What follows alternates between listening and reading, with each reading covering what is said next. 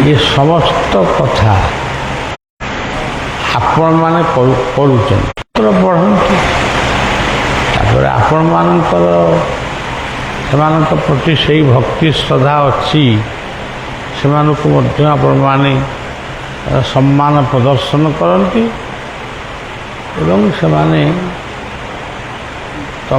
ନିଜ ନିଜ ସାମ୍ପ୍ରଦାୟିକ ଭାବନାରେ ସେମାନେ ଖୁସି ବି ହୁଅନ୍ତି।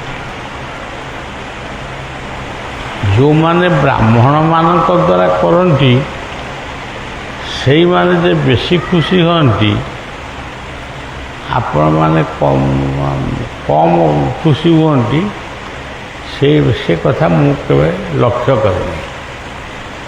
କିନ୍ତୁ ମୋର ଗୋଟେ ମନରେ ମୁଁ ଭାବେ ଭାରତବର୍ଷ ହେଉ ବିଶ୍ୱର ଯେତେ ହିନ୍ଦୁମାନେ ବିଶ୍ୱ ପୃଷ୍ଠରେ ଅଛନ୍ତି ସମସ୍ତେ ଏମିତି ହିଁ ନିଜ ନିଜର କାର୍ଯ୍ୟ କରୁଛନ୍ତି। ଯଦି ଗୋଟେ ବିବାହ ହେଲା କି ଯେଉଁ ଅନୁଷ୍ଠାନ ହେଲା, ସେ ଅନୁଷ୍ଠାନ ସହିତ ବ୍ରାହ୍ମଣ ନିଶ୍ଚୟ ସଂଯୋଗ ରହିବ ଏବଂ ବ୍ରାହ୍ମଣମାନେ ମନ୍ତ୍ର ପଢ଼ି ସେମାନଙ୍କୁ ମାନେ ପବିତ୍ର ହେବା ପାଇଁ ପରାମର୍ଶ ଦେବେ। ଯେ ଆଜିକି କେତେ ହଜାର ବର୍ଷ ହେଲାଣି ବା କେତେ ଶହ କି କେତେ ହଜାର ବର୍ଷ ହେଲାଣି ଆପଣମାନେ ଅଛନ୍ତି ଆପଣଙ୍କ ଜାଗାରେ, ବ୍ରାହ୍ମଣମାନେ ଅଛନ୍ତି ବ୍ରାହ୍ମଣଙ୍କ ଜାଗାରେ। ଏଇ ଯେଉଁ କରଣ, ଖଣ୍ଡାୟତ, ବୈଶ୍ୟ ଏଇ ଜାତିମାନେ ଏମାନେ ବ୍ରାହ୍ମଣମାନଙ୍କ ଦ୍ୱାରା ପ୍ରତିଷ୍ଠା ହେଉଛନ୍ତି ବା ପବିତ୍ର ହେଉଛନ୍ତି। ତେଣୁ କେତେ ଲକ୍ଷ ହିନ୍ଦୁ ବ୍ରାହ୍ମଣଙ୍କ ଦ୍ୱାରା ଗୋଟିଏ ରୁଦ୍ରାଭିଷେକ କରିବି କିମ୍ବା ବିଷ୍ଣୁ ସହସ୍ର ନାମ କରିବି କି ନାମଯଜ୍ଞ କରିବି, ସେ ଜାଗାରେ ହୁଏତ ଜଣେ ବ୍ରାହ୍ମଣକୁ ସ୍ୱତନ୍ତ୍ର ଭାବରେ ଡାକିକିରି ଆଣିକିରି କରାଯାଉଛି। ତେଣୁ ଏଇ କଥାକୁ ଭାବିଲେ ମୋତେ କାହିଁ ଲାଗେ ଯେ ହିନ୍ଦୁ ସନାତନୀ ଯେବେଠାରୁ ସୃଷ୍ଟି ହେଇଛି ତାକୁ ତ ଆମେ କହିପାରିବାନି, ସେ ସମୟଟା ଆମେ ଦେଇପାରିବାନି। ଯେବେଠାରୁ ସୃଷ୍ଟି ହେଇଛି ସେବେଠାରୁ ହଜାର ହଜାର ଜନ୍ମ ହେଇଛନ୍ତି, କର୍ମ କରୁଛନ୍ତି, ସେମାନଙ୍କ ଭିତରେ ମଧ୍ୟ ଭକ୍ତି ରହିଛି। କରିବା ପାଇଁ ସେମାନଙ୍କୁ କରିବା ପାଇଁ ସୁଯୋଗ ବି ଦିଆହେଉନି। ତାମାନେ ଯେବେଠାରୁ ହିନ୍ଦୁ ଧର୍ମ ସୃଷ୍ଟି ହେଇଛି କୋଟି କୋଟି ଲୋକ ତାହେଲେ ଆଉ ଶୁଦ୍ଧି ହେଇନାହାନ୍ତି, ସବୁ ଅପବିତ୍ର ହେଇ ବୁଲୁଛନ୍ତି। ଆଉ ଯେଉଁମାନେ ଶୁଦ୍ଧି ବା ବ୍ରାହ୍ମଣମାନଙ୍କୁ ଡାକିକିରି କରୁଛନ୍ତି ସେଇମାନେ ଭାବୁଛନ୍ତି ଆମେ ଠିକ୍ କରୁ। କିନ୍ତୁ ମୋଟାମୋଟି କଥା ଆପଣମାନେ ଯେମିତି କରୁଥିଲେ ସେମିତି କରନ୍ତୁ, କିନ୍ତୁ କିଛି ମନ୍ତ୍ର ବା ଶୌଚ ଆପଣମାନଙ୍କୁ ଶିଖିବାକୁ ହେବ। ଆଉ ଯେଉଁ କେତୋଟି ମନ୍ତ୍ର ଆମେ ବହିଟିଏ ଛପେଇକିରି ଆପଣମାନଙ୍କ ପାଖକୁ ପଠାଇବୁ, ସେ ବହିଗୁଡ଼ିକ ମଧ୍ୟ ଆପଣଙ୍କ ପାଖରେ ପହଞ୍ଚିବ। ଧରନ୍ତୁ ପାଣି ଗୋଟେ ଆପଣ ପୂଜା କରିବେ, ଗୋଟେ ପାଣି ଢାଳଟିଏ ଆଣିକିରି, ଆଗ ତ ପାଣି ଢାଳଟିଏ ଦରକାର। ସେ ପାଣିଟିକୁ ଶୋଧନ କରିବାକୁ ହେଲେ, ପବିତ୍ର କରିବାକୁ ହେଲେ କେତେକ ମନ୍ତ୍ର ଅଛି, ଯେ ସମସ୍ତେ ସେ ମନ୍ତ୍ର ବି ପଢ଼ିପାରିବେନି, କାହାର କେମିତି ଭୁଲ ବି ହେଇଯିବ। ଏମିତି ସରଳିଆ ମନ୍ତ୍ରଟିଏ ଦିଆଯିବ ଯେଉଁ ମନ୍ତ୍ରରେ ସିଏ ଜାଣିପାରିବ ଯେ ପାଣିଟା ଶୁଦ୍ଧ ହେଲା।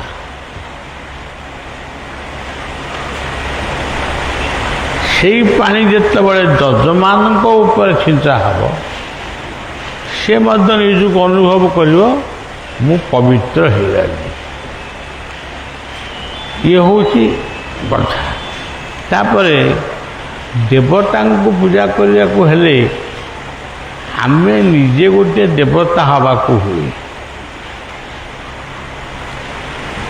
ତାର ବି ମନ୍ତ୍ର ଅଛି। ସବୁଗୁଡ଼ିକ ସଂକ୍ଷିପ୍ତରେ ଆମେ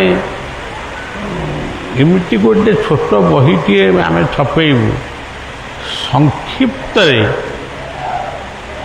ସେ ସବୁ କଥା କରିପାରିବ ଏବଂ କାହାରି ମନରେ ସନ୍ଦେହ ରହିବନି। ଆଉ ଗୋଟେ କଥା ବି ମୁଁ କହୁଛି, ମୁଁ ଏଇଠି କହୁନି, ଗୋଟେ ଦେଖିବା, ଗୋଟେ ଯେତେ ବଡ଼ ସମ୍ମେଳନ କରି ସେଠି ମଧ୍ୟ କହିବି। ତୁମେ କରଣଙ୍କ ଘରେ କରୁଛ, ଖଣ୍ଡାୟତଙ୍କ ଘରେ କରୁଛ, ଆମର ତେଲି ଘରେ କରୁଛ, ଗୁଡ଼ିଆ ଘରେ କରୁଛ, କୈବର୍ତ୍ତ ଘରେ କରୁଛ। ଯଦି ତୁମେ ତାକୁ ନ କରିବ ତାହେଲେ ସବୁ ଜାତି ଭିତରେ ତାଙ୍କ ଜାତିର ବ୍ରାହ୍ମଣ ସ୍ଥିର ହେବେ। ତମର କରିବେନି, ତାଙ୍କର କାହିଁ କରିବ? ସିଏ ତ ହିନ୍ଦୁ, ଆପଣମାନେ ତ ହିନ୍ଦୁ। ସିଏ କ'ଣ ତାଙ୍କରି ହେବ, ଯେହେତୁ ସେ ଗୋଟିଏ କରଣ, ତାଙ୍କରି ହେବ, କିନ୍ତୁ ଆମର ହେବନି କି ଆପଣମାନଙ୍କର ହେବନି। ଏଇ ଯେଉଁ ପ୍ରଭେଦଟା ରହିଛି, এই ପ୍ରଭେଦଟା ଦୂରୀଭୂତ ପାଇଁ ଆଜି ଯେଉଁ ଆପଣମାନଙ୍କୁ ଡକରା ହେଇଛି, ସେଇଥିପାଇଁ ଡକରା ହେଇଛି। ଆମେ ଆମ ତରଫରୁ ବହିଟିଏ ଦେବୁ, ପ୍ରଶିକ୍ଷଣ ମଧ୍ୟ ଦେବୁ, ଯେମିତି ସମସ୍ତେ କରିପାରିବେ। ଧରନ୍ତୁ ଜଣେ ବ୍ରାହ୍ମଣ ପଢ଼ୁଛି ଆସନ ଶୁଦ୍ଧି, ଅଙ୍ଗ ଶୁଦ୍ଧି, ଭୂତ ଶୁଦ୍ଧି, ଆପଣମାନେ ଏତେ ନ କରନ୍ତୁ, ଖାଲି 3ଟି ବୀଜ ମନ୍ତ୍ର ସ୍ମରଣ କରିଦେଲେ ମଧ୍ୟ ଆପଣଙ୍କର ହେଇଗଲା ଅଙ୍ଗ ଶୁଦ୍ଧି, ଭୂତ ଶୁଦ୍ଧି ସବୁ। କିନ୍ତୁ ଏସବୁ କଥାକୁ କେହି ଗୁରୁତ୍ୱ ଦେଉନାହାନ୍ତି। ମୁଁ ବ୍ରାହ୍ମଣମାନଙ୍କର କେତେଜଣ ପଣ୍ଡିତମାନଙ୍କ ସହିତ ବି ଆଲୋଚନା କରିଛି ଯେ ଆପଣମାନେ ତାଙ୍କୁ ପ୍ରଶିକ୍ଷଣ ଦିଅନ୍ତୁ। ଯଦି ତାଙ୍କ ଘରେ ଆପଣ ନ କରିବେ ତାହେଲେ ତାଙ୍କୁ ପ୍ରଶିକ୍ଷଣ ଦିଅନ୍ତୁ। ସେମାନେ ତାଙ୍କର ଯେଉଁମାନେ ପୂଜକ ସେବକ ଅଛନ୍ତି, ସେମାନେ ତାକୁ ସେଇ ଅନୁଯାୟୀ ପୂଜାର୍ଚ୍ଚନା ସେମାନେ କରିବେ। କିନ୍ତୁ ହଁଟି କହୁଛନ୍ତି, କିନ୍ତୁ କେହି କରୁନାହାନ୍ତି। କହୁଛନ୍ତି ହଁ ଏଇଟା ବହୁତ ବଢ଼ିଆ କଥା, ଏଇଟା ଆପଣ ଆଜି ପ୍ରସ୍ତାବ ଦେଲେ ଆମେ ଏହାକୁ ଗ୍ରହଣ କରିବୁ, ଏମିତି ବହୁତ କଥା କହୁଛନ୍ତି, କିନ୍ତୁ କାମରେ କିଛି ନାହିଁ। ତେଣୁ ମୁଁ ଚିନ୍ତା କଲି, ମୁଁ କହିଲି ଏ ବର୍ଷର ଆମର ତ ଆନୁଆଲ୍ ଫଙ୍କସନ୍ଟି ସରିଯାଇଛି ଯଜ୍ଞୋତ୍ସବ। ଏ ଯଜ୍ଞୋତ୍ସବ ପରେ ଆପଣମାନଙ୍କୁ ନେଇକରି ଆମ ଜାଣିବାରେ ଏଇ ଏରିଆର ଯେତିକି ଜଣ ଆପଣମାନେ ଆସିଛନ୍ତି ବର୍ତ୍ତମାନ ଏଇମାନେ ଆମର ପ୍ରଥମ ଅଧିବେଶନରେ ରହିଲେ। ଦ୍ୱିତୀୟ ଅଧିବେଶନ କେଉଁଠି କରିବା କି ଏଇଠି କରିବା ଆଉ ଟିକେ ଅଧିକ କେମିତି ହେବେ ଏଇଟାକୁ ଓଡ଼ିଶା ସ୍ତରରେ ଟିଭି ଚ୍ୟାନେଲରେ ପେପର ମାନେ ପତ୍ରିକା ମାଧ୍ୟମରେ ଆମେ ଆକୁ ସବୁ ପ୍ରଚାର କରିବା ଯେ ସେମାନେ ଏଇ ମନ୍ତ୍ରରେ ପୂଜା କରୁଛନ୍ତି, ତମେ ସହଯୋଗ କର ବା ନ କର। ଏଇ ହେଉଛି କଥାର ମୋଟାମୋଟି ସାର। ତେଣୁ ଆପଣମାନଙ୍କର କ'ଣ ମତ ଆପଣମାନେ ଟିକେ କୁହନ୍ତୁ ଶୁଣିବା।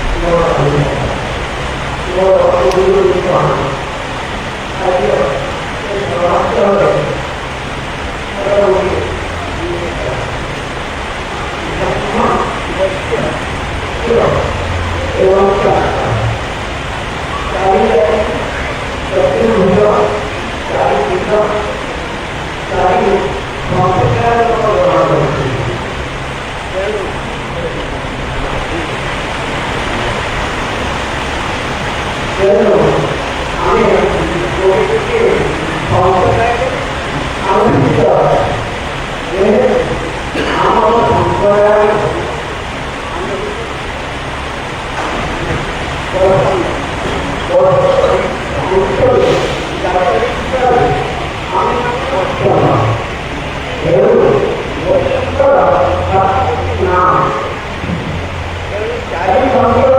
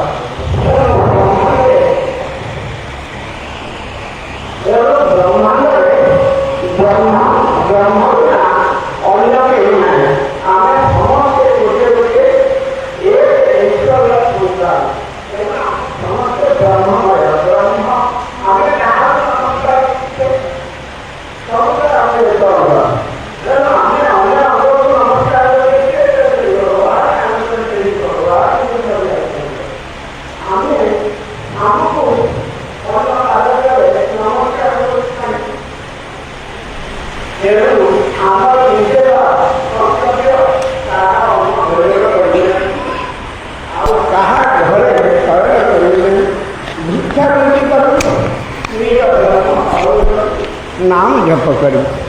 ତେଣୁ ମୁଁ ବିଶେଷ କିଛି ଏ ସଭାସ୍ଥଳରେ ସମସ୍ତଙ୍କର କର୍ତ୍ତବ୍ୟ ପଥକୁ ବାଧା ଦେଉନାହିଁ। ତେଣୁ ବହୁତ କଥା ଅଛି, ତେଣୁ ବୈଷ୍ଣବ ଧର୍ମର ନୀତି ଶିକ୍ଷା ବହୁତ ଅଛି। ତେଣୁ ଆପଣମାନଙ୍କ କତିରେ ମୁଁ ନମସ୍କୃତ୍ୟ ବା ମୋର ଦୋଷ ଅପରାଧ କ୍ଷମା କରିବ, ଏତିକି କହିକିରି ମୁଁ ଆପଣଙ୍କ ଠାରୁ ବିଦାୟ ନେବି।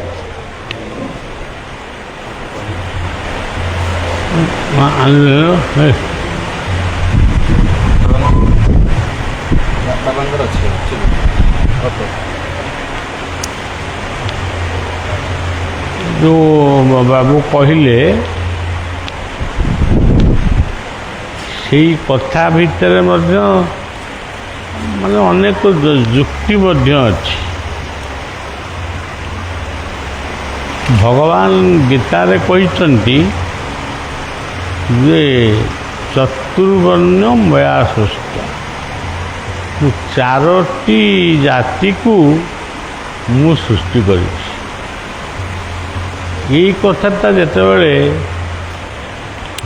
ଆମେ ଆଲୋଚନା ସ୍ତରକୁ ନେଉ, ସେ ଆଲୋଚନା ଭିତରେ କେବଳ କୁହାଯାଏ ବ୍ରାହ୍ମଣ, କ୍ଷତ୍ରିୟ, ବୈଶ୍ୟ ଏଇମାନଙ୍କ କଥାଟାକୁ ବିଶେଷ ଆଲୋଚନା କରାଯାଏ।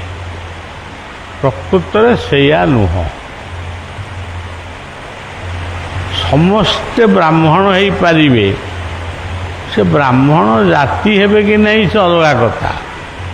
ସେ ବ୍ରତ ହେବେ, ପଇତା ପକାଇବେ, ତାଙ୍କର କ'ଣ କରିବେ ସେ ତ ଗୋଟେ ସ୍ୱତନ୍ତ୍ର କଥା। ଯିଏ ବ୍ରହ୍ମଙ୍କୁ ବା ଯିଏ ବିଶ୍ୱ ପାଇଁ ଯିଏ ବ୍ରହ୍ମଙ୍କୁ ଚିନ୍ତନ କରିପାରିଲା, ତାଙ୍କୁ ପ୍ରାର୍ଥନା କରିପାରିଲା, ସେ ହେଉଛନ୍ତି ବ୍ରାହ୍ମଣ।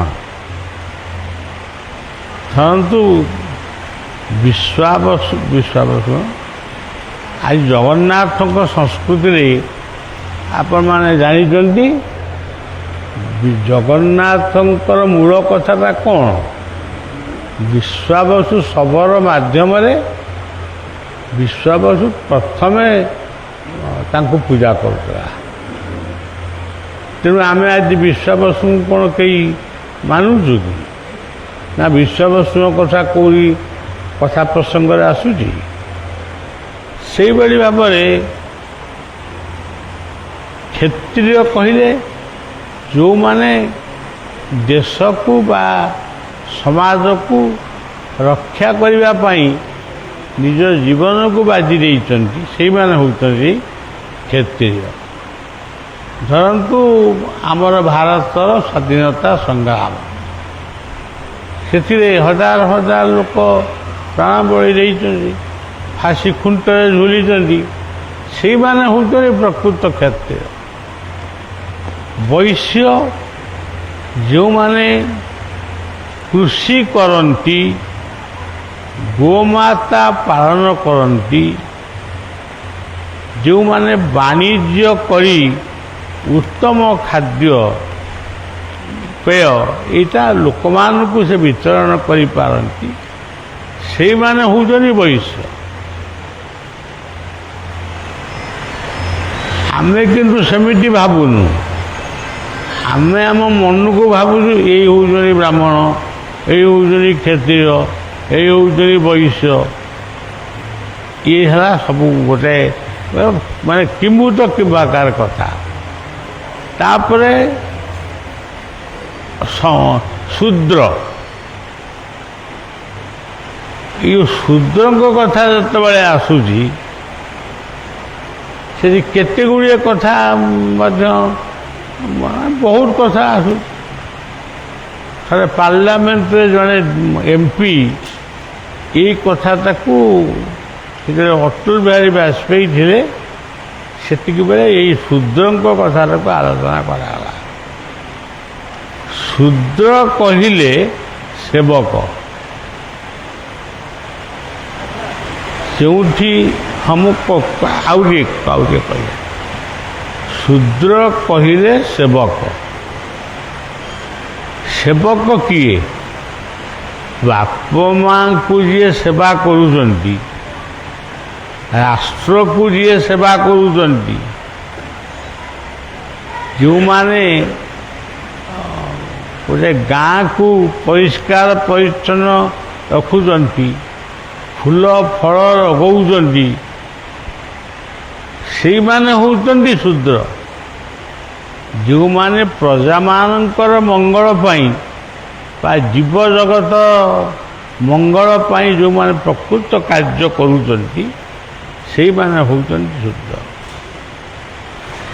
ଆମେ ଯଦି କହିବା ଭଗବାନ ରାମଚନ୍ଦ୍ର, ସେ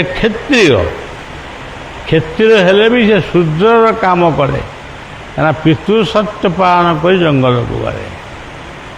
এইভাবে অনেক উদাহরণ দেই হব। শূদ্র মানে গোটা অস্পৃশ্য জাতি কি অস্পৃশ্য অছুঁয়া জাতি এসব আদৌ নুহে, ইয়ে পরবর্তী সময়ের সব সৃষ্টি। কুহতু কোণ কৌল?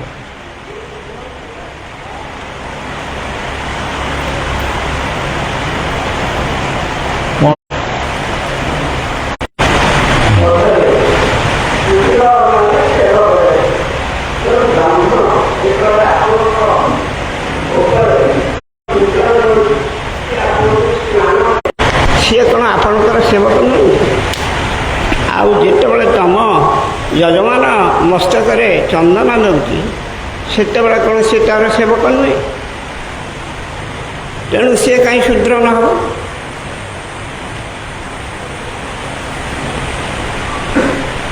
ଶୂଦ୍ର ବୋଲି ଗୋଟେ ଜାତି, ଶୂଦ୍ର ବୋଲି ଗୋଟେ ଜାତି ଭଗବାନ ଉପରୁ ପଠେଇଛନ୍ତି ଯେ ଇଏ ଗଲା ଜଣେ ଶୂଦ୍ର, ଇଏ ଗଲା ଜଣେ କ୍ଷତ୍ରିୟ, ଏଭଳି କିଛି ପ୍ରମାଣ ନାହିଁ। ବିଶ୍ୱାମିତ୍ର ବି ବ୍ରାହ୍ମଣ ନଥିଲେ, ସେ ବ୍ରାହ୍ମଣ ହେଲେ କେମିତି? ତେଣୁ ଶୂଦ୍ର ହେଉଛି ପ୍ରକୃତରେ ଆପଣମାନେ ଦେଖନ୍ତୁ, ଆମ ପରିବାର ଭିତରେ ମା ବାପା ହେଉଛନ୍ତି ପ୍ରଥମ ଶୂଦ୍ର, କାରଣ ସେମାନେ ଆମକୁ ସଫା ସୁତୁରା କରି ପାଠ ପଢ଼େଇ ମଣିଷ କରିଛନ୍ତି। ତେଣୁ ଶୂଦ୍ରମାନେ ସେବକ, ଯେଉଁମାନେ ରାଷ୍ଟ୍ର ପାଇଁ କାମ କରି ଜୀବନ ବଳିଦାନ ଦେଇଛନ୍ତି, ସେମାନେ ହେଉଛନ୍ତି ଶୂଦ୍ର। ଆମର କୁହାଯାଉଛି ଶୂଦ୍ରମୁନି ଶାରଳା ଦାସ। ଶୂଦ୍ରମୁନି ଶାରଳା ଦାସ ଯେଉଁମାନେ କହନ୍ତି, ଆମେ ତାକୁ ଗ୍ରହଣ କରୁନା। ଯିଏ ଏଡ଼େ ବଡ଼ ମହାଭାରତ ଲେଖିଛି, ଓଡ଼ିଆ ଭାଷାରେ ଲେଖିଛି, ତାଙ୍କୁ ପୁଣି କହୁଛି, କୁହାଯାଉଛି ଆଦି କବି ଶାରଳା ଦାସ। ତେଣୁ ସେ କେମିତି ମାନେ ଶୂଦ୍ର ହେବେ? ଆମେ ଯେଉଁ ପ୍ରକାର ଶୂଦ୍ର କହୁଛୁ, ସେ ଶୂଦ୍ର ଭିତରେ ଏମାନେ ସବୁ କେହି ନାହାନ୍ତି। ଦାସିଆ ବାଉରୀ ସେ କି ଶୂଦ୍ର?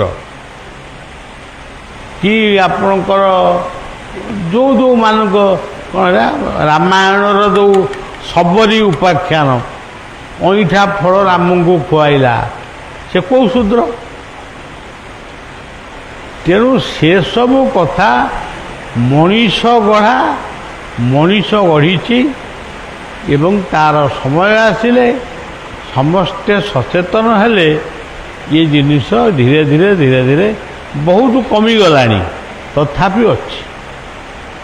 ये माने आमको गोटे शूद्र फुद्र एमती कौन कहीकि बर्तमान कहवा द्वारा लक्ष लक्ष व्यक्ति ख्रीस्टियान धर्म ग्रहण कर। तेणु जब आउ 10 वर्ष कि 15 वर्ष कह भारत वर्ष आउ कई नथिबे, आ तुम पूजा कर क्या नहीं पूजा तुम जजमान हम कि? तेणु से सब नुहे। ब्राह्मण नहीं जाइथिला नड़िया, दासिया जो नड़ियाटी देइथिला से ब्राह्मण को हाथ में देइथिला। ब्राह्मण माने नड़िया कौन जगन्नाथ को खुआई देइछन्ति, से खाली हाथ में नड़ियाटा थोईकि खाली कहले प्रभु दासिया देइथिला नड़ियाटा आप नेबे। से कहता जब न नेबे ताले मो नड़िया मते फेरई देव। ତେଣୁ ଆପଣ ନେବେ, ଇଏ ଅନେଇଲା ବେଳକୁ ଆଉ ନଡ଼ିଆ ନାହିଁ। ତେଣୁ ଏଇଟା ପ୍ରତ୍ୟକ୍ଷ କଥା ଗୁଡ଼ାକ ଆମେ କହୁଛୁ, ବହିରେ ବି ଲେଖା ହେଇଛି, କିନ୍ତୁ ଆମେ ପ୍ରକୃତରେ କୌଣସି କାର୍ଯ୍ୟ ଆମେ କରୁନୁ। ଆପଣମାନେ ଦେଖନ୍ତୁ, ମୁଁ ଆପଣମାନଙ୍କୁ ଗୋଟେ କଥା କହୁଛି, ବ୍ରାହ୍ମଣ ମୁଖରୁ ଜାତ, ଗୋଟେ ଏମିତି ଲେଖାଗଲା। ସେ ମୁଖଟା କ'ଣ ଆମରି ମୁଖ? ବ୍ରାହ୍ମଣ ମୁଖରୁ ଜାତ, ତାହେଲେ ସିଏ ମୁଖ କ'ଣ ଆମରି ମୁଖ? ଆମରିଠୁ ଜନ୍ମ ହେଲା ବ୍ରାହ୍ମଣ। କ୍ଷତ୍ରିୟ ବାହୁରୁ କ୍ଷତ୍ରିୟ ଜାତ, ତାର ଏ ଯେଉଁ ଆମର ଯେଉଁ ବାହୁ ଯେଉଁମାନେ ଉତ୍ତୋଳନ କରୁଛନ୍ତି, କାହାକୁ ଗୁଳି କରୁଛନ୍ତି, କାହାକୁ ମାନେ ମର୍ଡର କରୁଛନ୍ତି, କାହାକୁ ବନ୍ଧୁକ ଦେଖେଇ ଚୋରି କରୁଛନ୍ତି, ସେମାନେ କ'ଣ କ୍ଷତ୍ରିୟ? ଯେଉଁମାନେ ସମାଜକୁ ରକ୍ଷା କରିବା ପାଇଁ ଆଗେଇ ଆସୁଛନ୍ତି ସେଇମାନେ ହେଉଛନ୍ତି କ୍ଷତ୍ରିୟ। ବୈଶ୍ୟ କହିଲେ ଗୋଟେ ସାଧାରଣ କଥାରେ ବୁଝିବାକୁ ଗଲେ, ରାତି ପାଇଲେ ଆମର ଡାଲି ଦରକାର, ଭାତ ଡାଲି ଦରକାର, ଚାଉଳ ଦରକାର, ପନିର ଦରକାର, ପରିବା ଦରକାର, ତାକୁ କିଏ ଦେଉଛି? ତାକୁ କିଏ କ'ଣ ସେ ନିଜେ ବାହାର ଟଙ୍କା ଦେଖେଇ ଦେଲେ କ'ଣ ସବୁ ବାହାରି ଯାଉଛି? ପ୍ରକୃତରେ ଶୂଦ୍ର ହେଉଛନ୍ତି ସେଇମାନେ ଯେ ଉପଯୁକ୍ତ ଖାଦ୍ୟ ବା ଉପଯୁକ୍ତ ଦ୍ରବ୍ୟ ଯେଉଁମାନେ ଆମକୁ ଦେଉଛନ୍ତି, ସେଇ ହେଉଛନ୍ତି ଶୂଦ୍ର। କୃଷି ଗୋରକ୍ଷ ବାଣିଜ୍ୟ ବୈଶ୍ୟକର୍ମ ସ୍ୱଭାବ, ଏ ଗୀତାରେ ସମ୍ପୂର୍ଣ୍ଣ ଲେଖା ହେଇ। ତାପରେ ଆସିଲା ଆଉ ଗୋଟିଏ ଜାତି ଆସିଲା ଶୂଦ୍ର। ଶୂଦ୍ର କିଏ? ପ୍ରଥମ ଶୂଦ୍ର ହେଉଛନ୍ତି ଭଗବାନ କୃଷ୍ଣ। ସେ ନିଜର ପିତାମାତାଙ୍କୁ ଅତ୍ୟନ୍ତ ଗୁରୁତ୍ୱପୂର୍ଣ୍ଣ ଭାବରେ ତାଙ୍କର ପୂଜା କରିଥିଲେ, ତାଙ୍କର ପିଣ୍ଡଦାନ ବି କରିଥିଲେ। ରାମ ଦଶରଥଙ୍କର ପିଣ୍ଡ ଦେଇଥିଲେ, ମା ଜାନକୀ ଦଶରଥଙ୍କର ପିଣ୍ଡ ଦେଇଥିଲେ। ମୋଟାମୋଟି କଥା, ଏଇ ଜାଗାଟା ବର୍ତ୍ତମାନ ଅପରିଷ୍କାର ହେଇକିରି ଥିଲା, ଗୋଟେ ଅଳିଆ ମଳିଆ ହେଇକି ଥିଲା। କିନ୍ତୁ ବର୍ତ୍ତମାନ ଏଠି ଚେୟାର ପକେଇଲେ ଯିଏ, ଆପଣମାନଙ୍କୁ ଫୁଲ ଚନ୍ଦନ ଦେଲେ ଯିଏ, ସେଇ ହେଉଛନ୍ତି ଶୂଦ୍ର।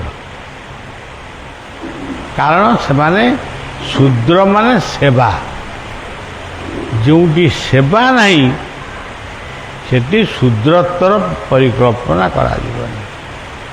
ଆଉ ଯଜ୍ଞରେ ଆପଣଙ୍କର 4ଟି ଦ୍ୱାର, ସବୁ ଯଜ୍ଞରେ 4ଟା ଦ୍ୱାର ହୁଏ, ପୂର୍ବ ପଶ୍ଚିମ ଉତ୍ତର ଦକ୍ଷିଣ।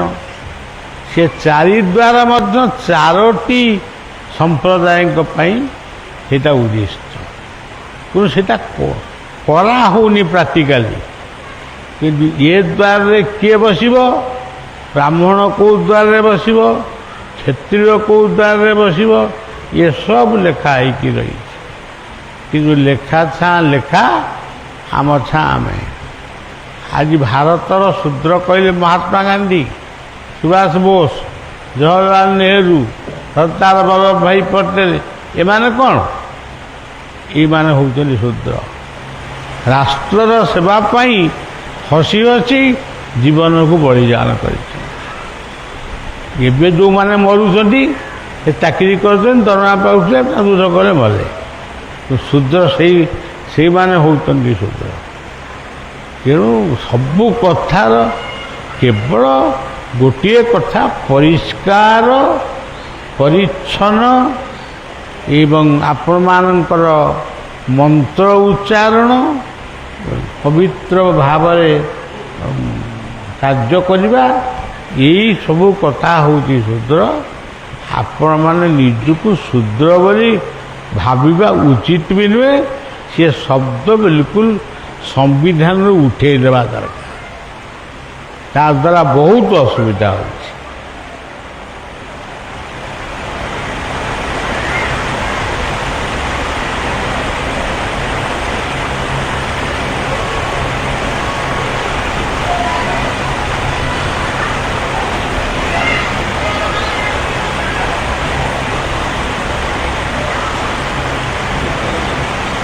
ଆଉ କ'ଣ କହିବେ କି କିଏ ଭାବୁଛନ୍ତି କୁହନ୍ତୁ?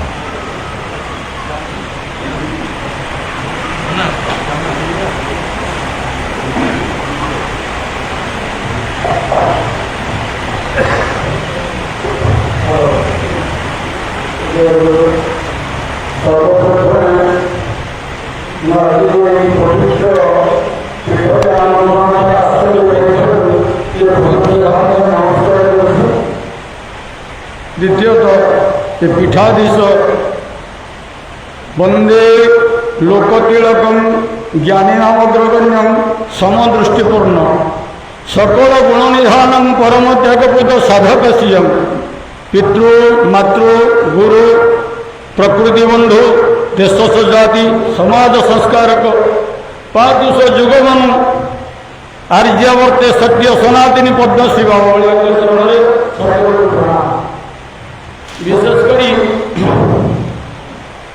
ये अंचल अवश्य समस्त मत जानी ये कालांदी मौलिक संप्रदाय वैष्णव बहु संघर मुझे अंचल को आसे कि मठक के आसनी जाओ मत थे निमंत्रण है पिला मैंने देवड़ी आंबेरी पिला निमंत्रण देले जे बाबा डाकी देवे गोटे पाली चतुर्थ पर कीर्तन करेंगे मुझे चतुर्थ पर कीर्तन कर तापर मो झीर विभाग नागपुर है मुझे निर्बंध कर आउ मठू के आसनी जब आज आमंत्रण पे आसी मोर कहवा कथा आमर यही आर्यभूमि भारत मुनि ऋषि ऐशी अवतार देश एवं यही धर्मर ध्वजा उड़ाई जुगे जुगे स्वयं नारायण ये मर्त्यधाम अवतीर्ण होती एवं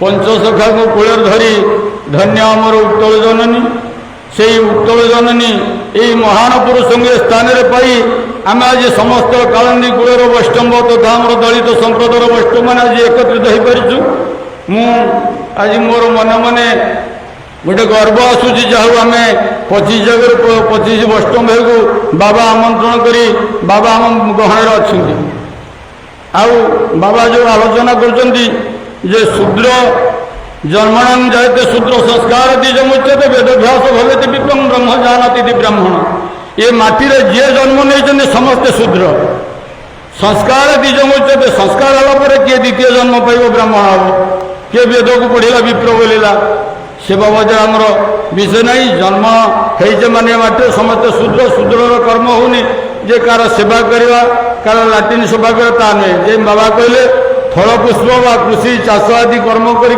जीव जगत को बंचे रखुच्छे समस्ते शूद्र समस्ते देशर सेवा करने समस्ते जो वैष्णव भाई मैंने उपस्थित अच्छा बाबा जे कहले कर्म करवा आम संस्कृत ज्ञान नदेले किसी कर्म करें बर्तमान आमर जो जजमान मैंने चाहते जे अध घंटा घंटे भलकरी कर्म करूँ बाहर लोक शुणु जे आमर ये दलित बा हरिजन जातीय लोक मैंने कर्म करमती बहुत कर्म कर बाबा कहले 3 अक्षर 3 पदे गोटे जलशुद्धि करदे जहाँकि जलशुद्धि पवित्र हो आत्मशुद्धि हो कर्ता शुद्धि हो स्थान शुद्धि हो ब्राह्मण भी निज शुद्धि जुक्ति किंतु जजमान चाहते जे नाई बहुत समय टे कर्म कर जलशुद्धि तार केमती कौन गायत्री पढ़ जल गायत्री पढ़ जल कौटू आसव जल केते अभिमंत्रण हेले गंगारू आसव जमुना आसव सरस्वती आसव इत्यादि वर्णना कर अध घंटा ने बाहर लोक जान जो आम जातिर ना भल कर्म कर जो वैष्णव भाई मैंने अच्छा मुझे अनुरोध करुँच समस्ते बाबा जहाँ कहते जो मैंने कर्म कर समस्ते कर्म टे शुद्ध सिद्ध हिसाब करूँ समाज में आम टे प्रतिष्ठित हवा समाज लोक जानवे ब्राह्मण आम ठार बड़ नुहति आम हूँ वैष्णव ବୈଷ୍ଣବ ହେଉଛି ଅକ୍ରୋଧ ବୈରାଗ୍ୟ ଜିତେନ୍ଦ୍ରିୟ ଦୟା କ୍ଷମାଶୀଳ ସତ୍ୟଧାମଞ୍ଚ ନିର୍ଲୋଭଦାନି ଭୟ ସୁଖହାନି ବୈଷ୍ଣବ ଚିହ୍ନ 10 ଲକ୍ଷଣ 10ଟା ଲକ୍ଷଣ ହେଲେ ଆମେ ବୈଷ୍ଣବ ହେବା। ଶିବଲିଙ୍ଗ ସହସ୍ରନାମ ସାଧାଗ୍ରାମ ଶୋକାନିଚ ଦ୍ୱାଦଶ କୋଟି ବିପ୍ରାଣାମ ଏକ ସ୍ୱତନ୍ତ୍ର ବୈଷ୍ଣବ। ବୈଷ୍ଣବ ସମସ୍ତ ঊର୍ଦ୍ଧ୍ୱରେ। ତେଣୁ ଯେଉଁ ବୈଷ୍ଣବମାନେ କର୍ମ କରୁଛନ୍ତି, କର୍ମ କରିବା ପାଇଁ ଯେଉଁମାନେ ପେଟ ପୋଷିବା ପାଇଁ ଏ ସଂସ୍ଥା କରିଛନ୍ତି, ସମସ୍ତେ ବାବାଙ୍କ କଥା ଅନୁସାରେ ସମସ୍ତେ କର୍ମ ଶିଖନ୍ତୁ, ଭଲ ଭାବରେ କର୍ମ କରନ୍ତୁ, ସମାଜରେ ପ୍ରତିଷ୍ଠା ହୁଅନ୍ତୁ ଏବଂ ସମାଜରେ ଗୋଟେ ସଂସ୍କାର ପଦ୍ଧତି କେହି ବ୍ରାହ୍ମଣ ନୁହଁ, କେହି ବୈଷ୍ଣବ ନୁହଁ, ସମସ୍ତେ ଏକାଗରେ ଏତିକି ମୋର କଥାବାର୍ତ୍ତା ରଖୁଛି। ବହୁତ କଥା ଅଛି। ଆପଣଙ୍କର ଗୋଟେ ଶ୍ଲୋକ ବି ରହିଛି, ବାବୁ କହିଲେ, ତା ଗୋଟେ ସମ୍ପୂର୍ଣ୍ଣ ଶ୍ଲୋକ ବି ସେ ଲେଖା ଅଛି। ଇଏ ପୃଥିବୀରେ ଯିଏ ଜନ୍ମ ହେବ ସେ ପ୍ରଥମେ ହେଉଛି ଶୂଦ୍ର। ଏଇ ଯେଉଁ କଥାଟା କହିଲେ ଏଇଟା ଶାସ୍ତ୍ରସମ୍ମତ। ଜନ୍ମାଣା ଜାୟତେ ଶୂଦ୍ର ସଂସ୍କାରେ ଦ୍ୱିଜମୁଚ୍ୟତେ। ଆମେ ଯେତେବେଳେ ଜନ୍ମ ହେଲୁ ଆମେ ସମସ୍ତେ ଶୂଦ୍ର। ଯେତେବେଳେ ଆମେ ସଂସ୍କାର ହେଲୁ, ସଂସ୍କାର କହିଲେ ଆମ କର୍ଣ୍ଣବେଦ ହେଉ ବା ଯେଉଁ ବିଦ୍ୟାରମ୍ଭ ହେଉ, ସେମାନେ ହେଲେ ଜନ୍ମାଣା ଜାୟତେ ଶୂଦ୍ର। ଆଉ ଗୋଟେ କ'ଣ କହିଲେ? ସଂସ୍କାରେ ଦ୍ୱିଜମୁଚ୍ୟତେ। ସବୁଠୁ ବେଦଭ୍ୟାସ ଭବେତ ବିପ୍ର। ଯେତେବେଳେ ଆମେ ବେଦ ଅଭ୍ୟାସ କଲେ ସେତେବେଳେ ଆମେ ହେଲୁ ବିପ୍ର, ସେ ବ୍ରାହ୍ମଣ ବି ନୁହଁ। ତାପରେ କହିଲେ ବ୍ରହ୍ମ ଜାନାତି ଇତି ବ୍ରାହ୍ମଣ। ପ୍ରକୃତ ବ୍ରାହ୍ମଣ କିଏ? ଯିଏ ବ୍ରହ୍ମକୁ ଜାଣିଲେ, ସେ ଗୋଟା କ'ଣ କି ବସ୍ତୁ ତାକୁ ଜାଣିଲେ, ସେଇମାନେ ହେଲେ ବ୍ରାହ୍ମଣ। ତେଣୁ ଏକଥାକୁ ନ ବୁଝିକିରି ଯଦି ଆମେ ଜନ୍ମାଣା ଜାୟତେ ଶୂଦ୍ର, ମାନେ ସେ ତା ଘରେ ଜନ୍ମ ହେଇଛି, ସେଇଟା ମାନେ ଅତି କଳୁଷିତ କଥା ଗୁଡ଼ାକ, ଅତି ଆମେ ସବୁ ଫୁଲବାଣୀ ବିଭିନ୍ନ ଅଞ୍ଚଳ ଯାଇ ଆମେ ଥକା ମାରିକିରି ଅନେଇକିରି ଆଇଛୁ। ଲକ୍ଷ ଲକ୍ଷ ଚର୍ଚ୍ଚ ଆଜି ଗଢ଼ି ଉଠିଛି। କ'ଣ ହିନ୍ଦୁ ଶାସ୍ତ୍ରରେ ଅଭାବ ପଇଲା ତେବେ ଖ୍ରୀଷ୍ଟିଆନ ହେବ? ଆଉ ଯଦି ଖ୍ରୀଷ୍ଟିଆନ ତାଙ୍କୁ ଟିକେ ଡାକ, ଆମେ ଏଇଠି ବଇଛୁ, ଆମର ଗୋଟେ 2 ଘଣ୍ଟା ଘଣ୍ଟାଏ ଆଲୋଚନା ହେବ। ଯଦି ଆମେ ହାରିଯିବୁ ତାହେଲେ ମୁଁ ତ ନିଜେ ଖ୍ରୀଷ୍ଟିଆନ ହେଇଯିବି, ମୁଁ କାହିଁ ଆଉ ହିନ୍ଦୁ ଧର୍ମରେ ରହିବି। କଥା ପାଖକୁ କଥା କହିଲେ ସିନା ହେବ। ତୁମେ ଖାଲି ଏମିତି କହୁଛ, ଏସବୁ କରୁଛ, ଯେ ଏଇସବୁ କଥା ହେଉଛି ପ୍ରକୃତ ମାନେ ଗୋଟେ ଅମୂଳକ କଥା। ମୋ ନିଜ ବଂଶର କଥାଟାକୁ ମୁଁ ନିଜେ କହୁନି। ମୋର ଦାଦା ଥିଲେ ଶରତଚନ୍ଦ୍ର ମହାନ୍ତି। ଇଏ ଗାଁରେ ସମସ୍ତଙ୍କୁ ଅଞ୍ଚଳରେ ଜାଣିଛନ୍ତି। ସିଏ ମୃତ୍ୟୁଶଯ୍ୟାରେ ଶୋଇଥିଲେ। ମୃତ୍ୟୁଶଯ୍ୟାରେ ଶୋଇଲେ ସବୁ ଲୋକ ଦେଖିବାକୁ ଯାଆନ୍ତି। ତା ମନ ଥାଉ କି ନଥାଉ ସେ ସବୁ ଯାଆନ୍ତି। ତାପରେ ଆମେ ଯେତେବେଳେ ପହଞ୍ଚିଲୁ, ବୋଲେ ସିଏ ସମସ୍ତଙ୍କୁ ଅପେକ୍ଷା କରିଥିଲେ, କିନ୍ତୁ ବଳିଆ କେତେବେଳେ ଆସିବ ସେଇଟାକୁ ସେ ଅପେକ୍ଷା କଲେ। ପହଞ୍ଚିଲି, ସେ ସ୍ପଷ୍ଟ ଭାବରେ କହିଲେ ଯେ ମୁଁ ବାବାଜୀ କି ଗୋଟିଏ କଥା କହିଯାଉଛି। ବାବାଜୀ ପ୍ରତ୍ୟେକ ଦିନ ଯେଉଁ ଇଷ୍ଟଙ୍କ ଉଦ୍ଦେଶ୍ୟରେ ପଇସାଟିଏ ରଖେ, ସେ ପଇସାଟା ମୋତେ ଦିଏ। ପ୍ରକୃତ ମୁଁ 10 ଟଙ୍କା ନାଗା ନା 20 ଟଙ୍କା ନାଗା। ତାକୁ ଦାଦା ତାକୁ ଯେମିତି ଇଷ୍ଟିରି କଲା ଭଳିଆ ସେ ସାଇଟିକିରି ସୁନ୍ଦର ଭାବରେ ଥୁଆହେଇଛି। ମୁଁ କହିଲି କ'ଣ କାହିଁକି ରଖିଛନ୍ତି ତାକୁ? ଆପଣଙ୍କୁ ଦିଆହେଲା, ଆପଣ ରସଗୋଲା ଫସଗୋଲା ଖାଇବେ କି କ'ଣ କରିବେ? ନା ନା, ଏଇଟା ମହତ ସେବାରେ ଲାଗିବ। ଏଇ ଭାଷା କ'ଣ ମହତ ସେବାରେ ଲାଗିବ? ମୁଁ ବେଶୀ ତ ତାଙ୍କ ଆଗରେ କଥା କହିପାରେନି, ତଥାପି ଯେତିକି ବୁଝିଲି ସିଏ ପରିଷ୍କାର କହିଲେ ମୁଁ ଯେଉଁଦିନ ମରିବି ମୋ 11 ଦିନ ନା 12 ଦିନ କ'ଣ ଗୋଟେ କହିଲେ, ସେଦିନ ତମର ଯାହା ଇଚ୍ଛା ବା ତୁମେ ବ୍ରାହ୍ମଣମାନଙ୍କୁ ଡାକିକିରି ଖାଇବାକୁ ଦିଅ କି ଦକ୍ଷିଣା ଦିଅ, କିନ୍ତୁ ସେ ଆପଣମାନଙ୍କ କଥାକୁ ଉପସ୍ଥାପନ କଲେ ଏବଂ ଆମେ ଡାକିଥିଲୁ ମଧ୍ୟ। ସିଏ କହିଲେ ଏଇମାନଙ୍କୁ ଯେଉଁମାନଙ୍କୁ ଆମେ ଗ୍ରହଣ କରିପାରୁନୁ ସେଇମାନଙ୍କୁ ଖାଇବାକୁ ଦେବ, ବସ୍ତ୍ର ଦେବ ଏବଂ ଦକ୍ଷିଣା ଦେବ। ତେଣୁ ସିଏ କଥାଟି ମୋ ମନ ଭିତରେ ଥିଲା, ଆଜି ତା'ର ଅୟ ଆରମ୍ଭ ହେଲା। କିନ୍ତୁ ଏଇଟା ଏତିକିରେ ସୀମିତ ହେବ ନାହିଁ, ସେ ଆବଶ୍ୟକ ନିଶ୍ଚୟ ପଡ଼ିବ ଆଉ ଭଲ କାମ କଲେ ନିଶ୍ଚୟ ସେଇଟା ହେବ। ତେଣୁ ଆମେ ଜାଗା ସ୍ଥିର କରି ପୁଣି ଆପଣମାନଙ୍କୁ ଡାକିବୁ। ହଜାର ହଜାର ଆଦିବାସୀ ହରିଜନମାନଙ୍କୁ ଆମେ ଏକତ୍ର କରି ଆମେ ପ୍ରଥମ ଗୋଟେ ଦେଶର ଏଇଟା ଆମେ ବିପ୍ଳବ କରିବୁନି, କାହାକୁ ମରାମରି ଅମୁକ ଧମକ ସେସବୁ ନାହିଁ। ଆମେ ଯୁକ୍ତି ଉପସ୍ଥାପନ କରିବୁ ଯେ ତୁମେ ଲକ୍ଷ ଲକ୍ଷ ବର୍ଷ ଧରିକିରି ତୁମେ ଯେଉଁମାନଙ୍କୁ ଉପେକ୍ଷା କରିଛ ତାହେଲେ ସେମାନେ ତ ଏପର୍ଯ୍ୟନ୍ତ ମୁକ୍ତି ପାଇନାହାନ୍ତି, ତାଙ୍କୁ ମୁକ୍ତି କରିବ କିଏ? ତୁମେ ତ ତାଙ୍କ ଘରେ ପୂଜା କରିବନି, ତାଙ୍କୁ ମୁକ୍ତି କରିବ କିଏ? ତେଣୁ ଏଇଭଳି ଭାବରେ ସେ କଥା ଆଗକୁ ଚାଲିବ। ଆଉ ଆପଣମାନେ ସହଯୋଗ ଟିକେ କରିବେ।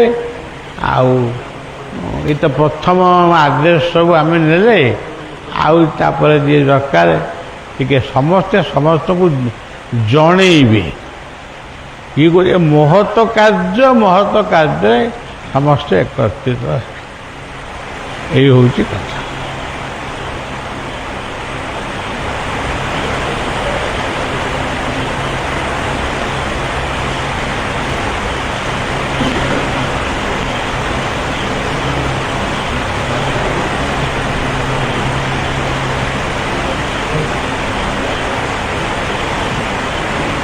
ଆଉ କ'ଣ କହିବେ?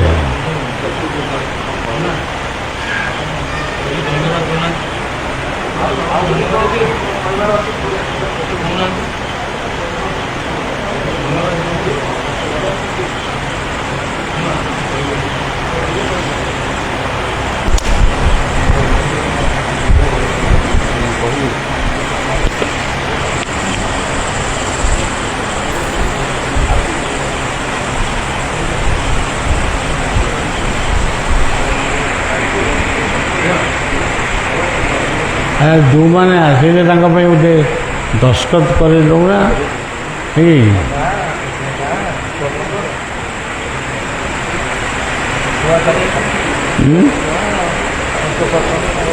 ହଁ ଯାଉ ସେ କରିଦେଇଛନ୍ତି ଆଉ।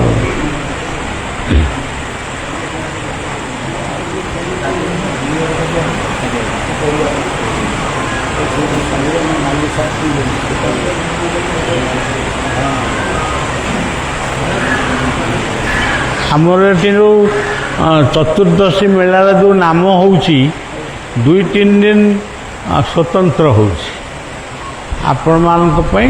2-3 ଦିନ ହେଇସାରିଲା ପରେ ତାପରେ ନାମ ଏ ବର୍ଷ ମଧ୍ୟ ଆପଣଙ୍କୁ ଆମେ ଜଣେଇବୁ। ତ ବହୁତ ଦିନ ଅଛି, ଆପଣମାନେ ନିଜ ନିଜର ମଣ୍ଡଳୀମାନଙ୍କୁ ନେଇକରି ଆସିକିରି ଏଠି ନାମ କରିବେ।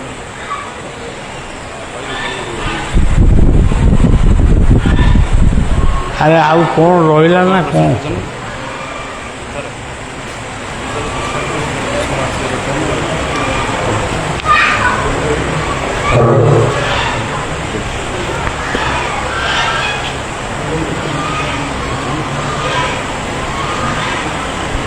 ଆମ ବୈଷ୍ଣବ ସମାଜ ତରଫରୁ ଆଜି ବାବାଙ୍କୁ କୃତଜ୍ଞତା ଜଣାଉଛୁ ଯେ କି ଆଜି ସମସ୍ତଙ୍କୁ ଡାକି ଏକାଠି କରିଥିବାରୁ। ଆଜି ଶିଶୁଅନନ୍ତ ଆଶ୍ରମ ପରିବାର ଆଶ୍ରମକୁ ସମସ୍ତେ ଧନ୍ୟବାଦ ଜଣାଉଛୁ।